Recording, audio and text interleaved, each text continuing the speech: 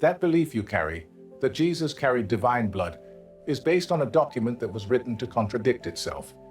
Spinoza proved it. Roman census records confirm it. And it changes everything you were told about who Jesus actually was. There are two lists in your Bible, two genealogies. Both claim to trace the lineage of Jesus through Joseph back to King David.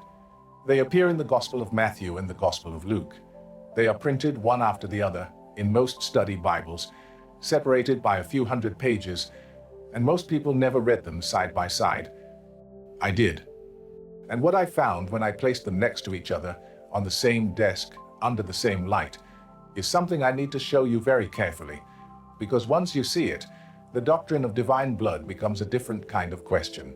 Before I show you what Spinoza found when he examined these documents in the Tractatus Theologico-Politicus, I need you to understand the documents he was working with, not the theological summaries, not the catechism versions, the actual texts, because the problem is not hidden, it is not buried in some vault. It is sitting in every Bible ever printed, waiting for someone to do what Spinoza did. Read it without being told what to conclude before they had finished the first line. And there is something else, something I have saved for later in this discussion, an inscription. A real physical inscription, carved in stone, found in a German town in 1859. The name on that stone connects to a tradition that is older than Christianity itself. I will come to it, but not yet. Let me start with what the documents actually say. Matthew chapter 1 opens with a genealogy. It begins with Abraham and moves forward through the generations to David, then from David through Solomon, the royal line, the line of kings, down through 27 generations to a man named Jacob. And Jacob, Matthew tells us, was the father of Joseph. Luke chapter 3 gives a different genealogy. It begins with Jesus and works backwards. It traces Joseph's lineage not through Solomon, but through Nathan, a different son of David entirely. And it counts not 27 but 42 generations between David and Joseph. The names are almost entirely different. The lines do not cross. They do not converge at any point between David and Joseph, except at David himself. And here is where it becomes impossible to look away. The father of Joseph in Matthew is Jacob.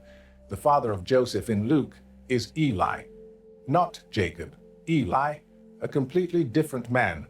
The same Joseph, married to the same Mary in the same generation, in two documents bound together in the same book. And his father has a different name.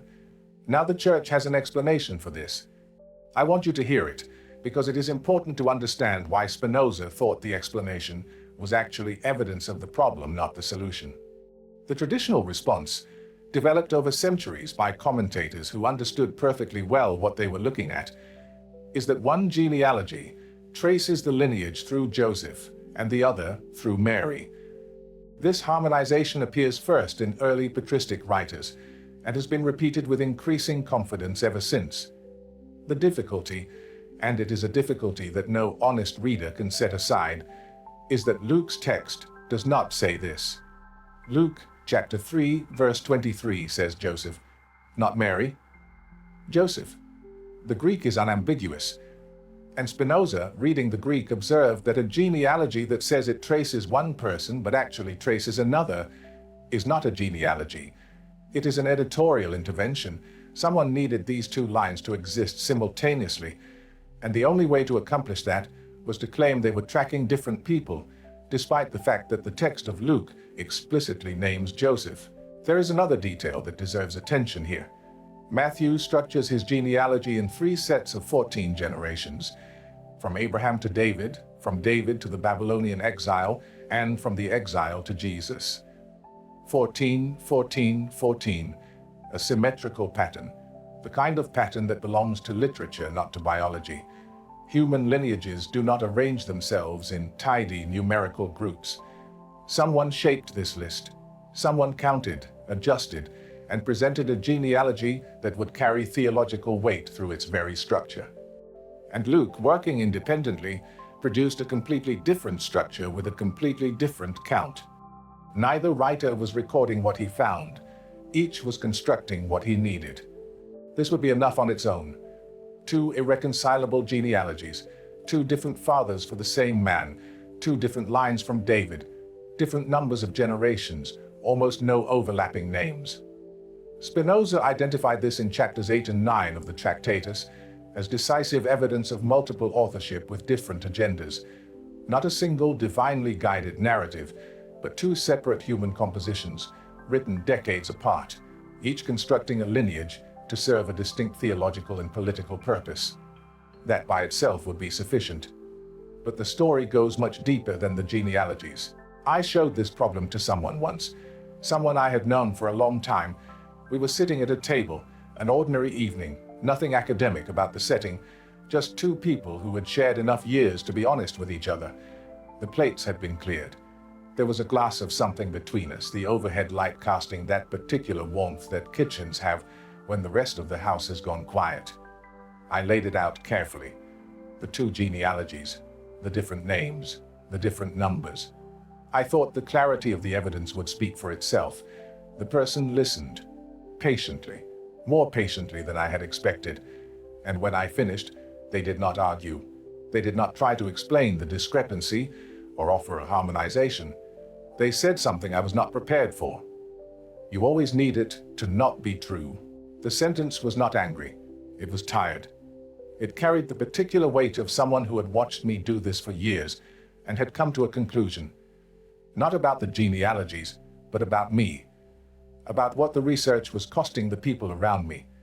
And I sat there and I did not have a response. Not because I was wrong about the documents. I was not wrong. The contradictions are there. They are verifiable. They are not contested by any serious scholar of any tradition. But the person across from me was not entirely wrong either. There is a cost to choosing the difficult questions, and the cost is not always borne by the one who asks them. The conversation moved on to smaller things. The silence about the genealogies remained intact. It has remained intact since. Now, what I'm about to show you from Paul's letters cannot be unknown once you see it. Paul of Tarsus wrote his letters before any of the four Gospels existed. This is not a controversial statement. It is the consensus of New Testament scholarship across every tradition: conservative, liberal, Catholic, Protestant, secular. Paul's earliest letters are dated to approximately 50 to 55 of the Common Era. The Gospel of Mark, the oldest of the four canonical Gospels, was written around 70. Matthew around 85. Luke around 90. John later still. This means that Paul is the oldest surviving witness to what the earliest Christians believed about Jesus, not the Gospels, Paul. And what Paul says about the birth of Jesus is extraordinary, not for what it contains, but for what it does not. Romans chapter 1 verse 3. Paul describes Jesus as, and I am going to give you the Greek because the Greek matters enormously here. Ik spermatos David kata sarka, born of the seed of David according to the flesh, sarka, flesh, physical matter. The biological, material, human substance of a body descended from a human ancestor, seed of David, according to the flesh. Paul wrote dozens of letters. He described the significance of Jesus in every conceivable theological dimension. He wrote about the resurrection. He wrote about the meaning of the cross. He wrote about the community of believers and what it meant to follow the way of Christ. And in all of those letters, every single one that has survived, he never once mentions a virgin birth, never once mentions angels appearing to shepherds, never once mentions a star, never once mentions wise men, never once mentions Bethlehem, never once mentions a miraculous conception. Think about what that means. Paul traveled across the Roman world preaching the significance of Jesus.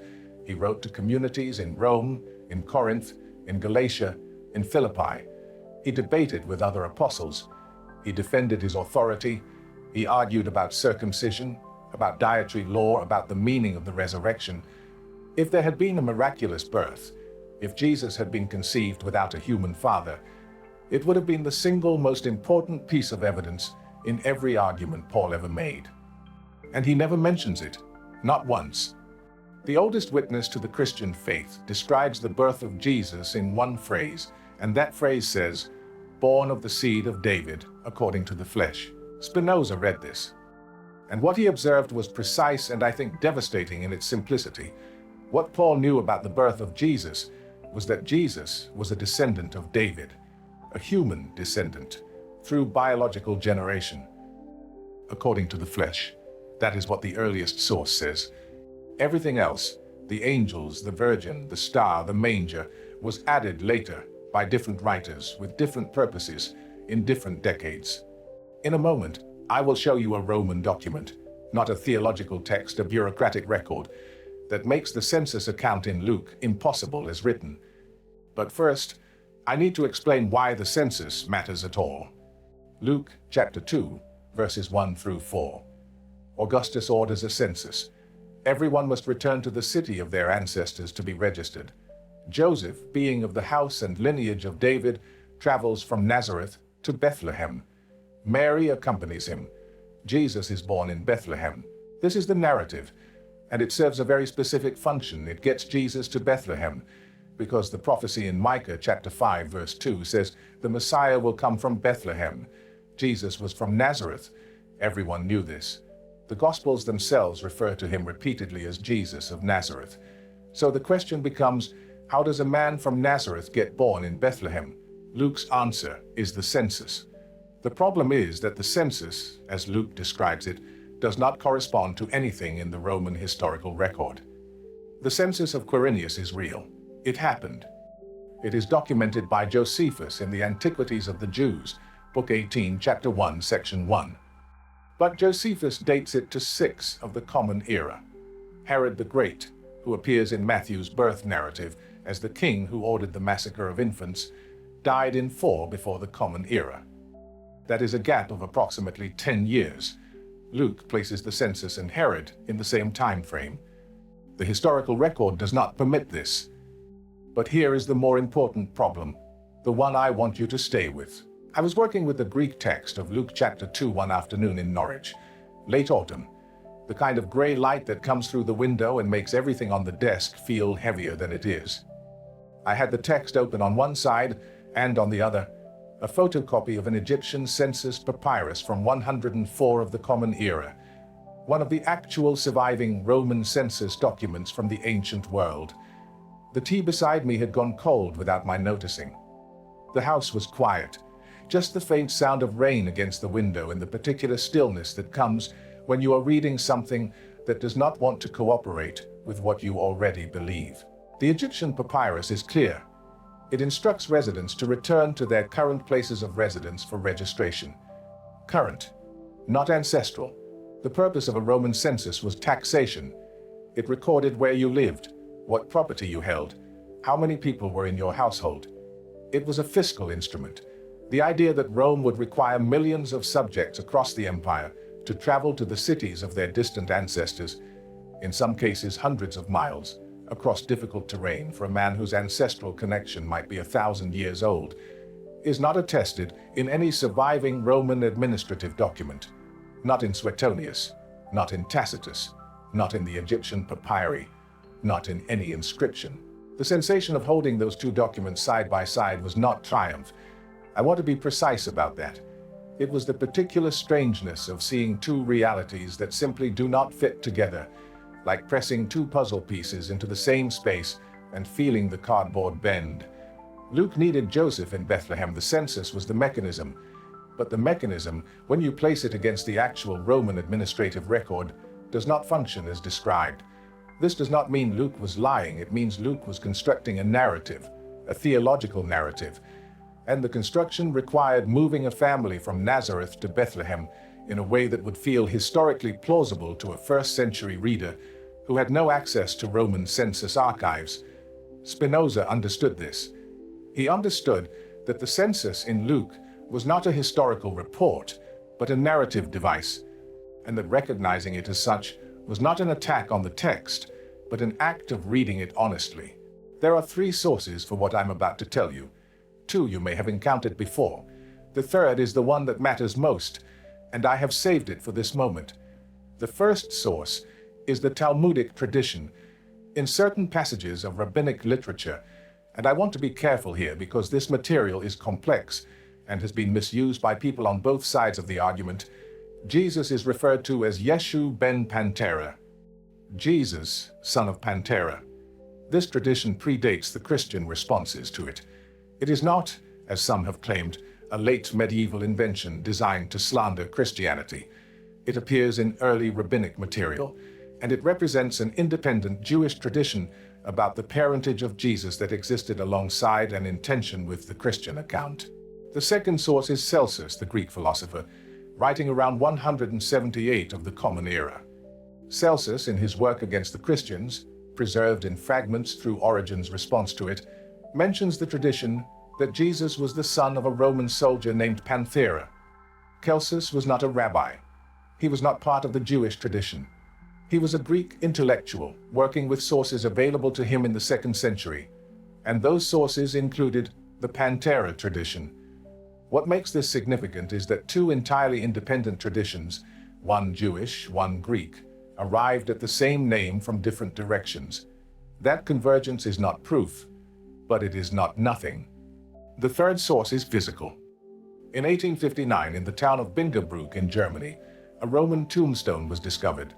The inscription identifies the deceased as Tiberius Julius Abdes Pantera, a soldier from Sidon in Phoenicia, who served in a cohort stationed in the region of Syria-Palestine during a period that is chronologically compatible with the birth of Jesus. The stone is real. It is in the Römisch-Germanisches Zentralmuseum in Mainz. You can see it. It is not a theological claim. It is a piece of carved stone with a name and a service record. What follows is not accusation. It is what the documents permit as hypothesis, and nothing more. Spinoza did not claim that Tiberius Pantera was the father of Jesus. He did not make that assertion. What he said, and I want to be precise about this because precision is the only thing that protects us from both credulity and cynicism, is that the available sources taken together made the virgin birth the least probable of the available hypotheses. Not impossible, not disproven, the least probable. The rabbinic tradition says one thing. The Greek philosophical tradition says a similar thing. A physical inscription places a man with the right name in the right place at approximately the right time. And the earliest Christian witness, Paul, describes Jesus as born of the seed of David according to the flesh, with no mention of any miraculous conception. The doctrine of divine blood, the idea that Jesus carried something in his veins that was not human, that was qualitatively different from the blood of every other person who has ever lived, does not appear in any document written during the lifetime of anyone who knew Jesus. It does not appear in Paul. It does not appear in Mark, the oldest gospel. It begins to emerge in Matthew and Luke decades later, in genealogies that contradict each other, and in a census narrative that does not correspond to the Roman administrative record. This next section is the one that took me the longest to come to terms with. I remember the afternoon I arrived at what I am about to tell you. I was in a library, not a grand library, just the one I use most. The shelves I know well enough that I can find things without looking. The light was the flat gray of an English afternoon in late November, the kind that makes the desk lamp necessary even before 3 o'clock. I had been working through the timeline. Paul in the 50s, Mark around 70, Matthew in the 80s, Luke in the 90s. The doctrine of divine sonship formalized at the Council of Nicaea in 325. 3 centuries between the life of Jesus and the official declaration that he was of one substance with the Father. And what I realized, not suddenly, not as a flash, but as a slow settling, the way sediment settles in water when you stop stirring, is that the absence of corroborating evidence for the divine blood of Jesus in sources before the 2nd century is not a neutral silence. It is not simply that the documents have been lost or that the early witnesses did not think to mention it. It is the kind of silence that says something, like searching for a name in a register and finding the name there, but different from what you expected. The entry exists, but it says something other than what you were told it would say. The gap is the evidence. I sat with that for a long time, the desk lamp humming faintly. The notes I had been making suddenly looking different, not because the words had changed, but because the pattern they formed had become visible in a way I had not permitted myself to see before. 3 centuries of silence, 3 centuries during which the people closest to the events described the birth of Jesus in human terms, and then, gradually, generation by generation, the story grew. It acquired angels. It acquired a star. It acquired a virgin. It acquired divine blood. And by the time it reached the council chambers of Nicaea, it had become a creed that could be enforced by imperial law. Spinoza did not set out to destroy Jesus. I need to say that clearly, because it is the thing most commonly misunderstood about his work. He was not an enemy of the figure of Jesus. He wrote, in the Tractatus, with something that I can only describe as respect, measured, careful, but genuine, about the ethical teachings attributed to Jesus. What Spinoza opposed was the machinery, the institutional apparatus that required Jesus to be divine in order to function. The councils, the creeds, the enforcement mechanisms, the centuries of theological construction that took a human teacher and transformed him into a cosmic figure whose authority could be administered by an institution. What the documents prove is not that Jesus was not remarkable. They prove that the institution needed him to be more than remarkable. They needed him to carry divine blood, because divine blood is the foundation of divine authority, and divine authority is the foundation of institutional power. Without the blood, the entire structure, the priesthood, the sacraments, the hierarchy, the claim to mediate between the human and the divine, loses its metaphysical foundation. Spinoza saw this. He saw it in 1670, at a time when saying it could cost you your life. He saw that the genealogies were constructed. He saw that Paul knew nothing of a virgin birth. He saw that the census was a narrative device. He saw that the doctrine of divine blood emerged not from the historical record, but from the institutional need to make one particular human being into something more than human. And here is what I think matters most. Here is the question I have been carrying since that afternoon in the library, since the sediments settled and the water went clear. If Jesus was human, born of human parents, registered in a human census, with human genealogies that contradict each other, because they were written by humans with different purposes, then everything he said, everything he taught, every act of compassion, and every challenge to power, and every moment of moral clarity that the tradition preserves was accomplished by a human being, not by a God walking among mortals, not by a divine figure performing the expected role, by a man who looked at the poor and said they were blessed, a man who touched lepers when the law said not to, a man who overturned the tables of the money changers in the temple and said his father's house had been made a den of thieves, a man who, according to every source, died in pain on a Roman cross in the company of criminals. If that was a human being, if there was no divine blood, no cosmic intervention, no miraculous substance coursing through his veins, then what he accomplished is not diminished. It is amplified, because it means a human being did those things.